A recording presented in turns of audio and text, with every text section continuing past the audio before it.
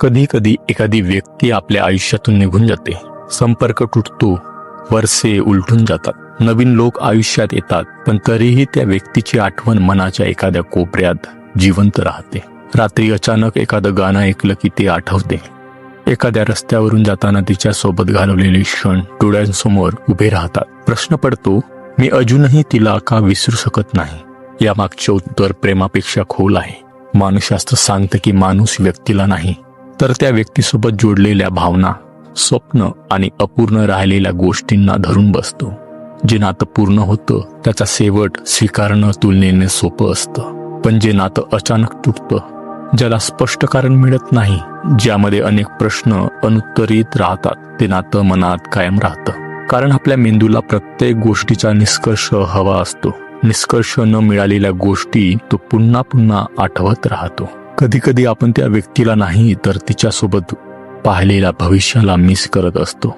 तिच्यासोबतचं घर, संसार, आनंदी क्षण, एकत्र म्हातारपण, ही सगळी स्वप्न तुटतात आणि मनाला स्वप्नांचं दुःख व्यक्तीपेक्षा जास्त होतं. याहूनही वेदनादायक गोष्ट म्हणजे काही लोक आपल्याला आपली किंमत शिकवून जातात. त्यांच्यासोबत आपण पहिल्यांदा मन मोकळं केलं असतं, पहिल्यांदा निस्वार्थ प्रेम अनुभवलं असतं, पहिल्यांदा कोणीतरी आपलं वाटलं असतं.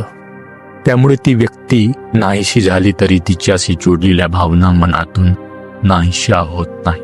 सर्वात जास्त त्रास तेव्हा होतो जेव्हा ती व्यक्ती आपल्याला विसरून पुढे गेलेली असते, पण आपण अजूनही तिच्या आठवणींमध्ये अडकलेलो असतो. पण याचा अर्थ असा नाही की तुम्ही कमकुवत आहात.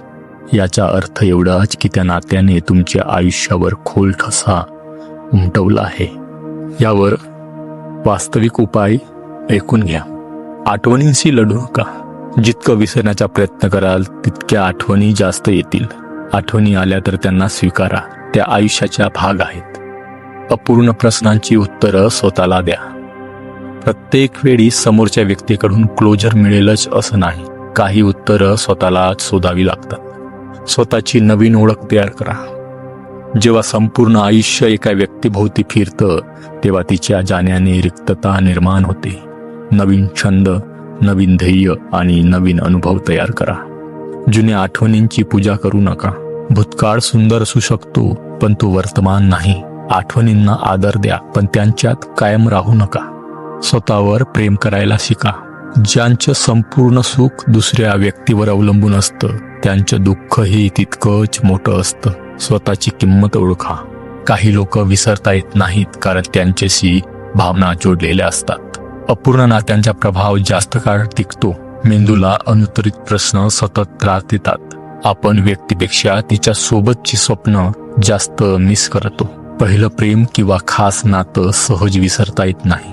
आठवणींशी लढल्याने ते आणखी वाढतात. क्लोजर नेहमी समोरच्या व्यक्तीकडून मिळत नाही. नवीन अनुभव जुन्या जखमा भरायला मदत करतात. स्वतःवर प्रेम करणं ही सर्वात मोठी उपचार पद्धती आहे.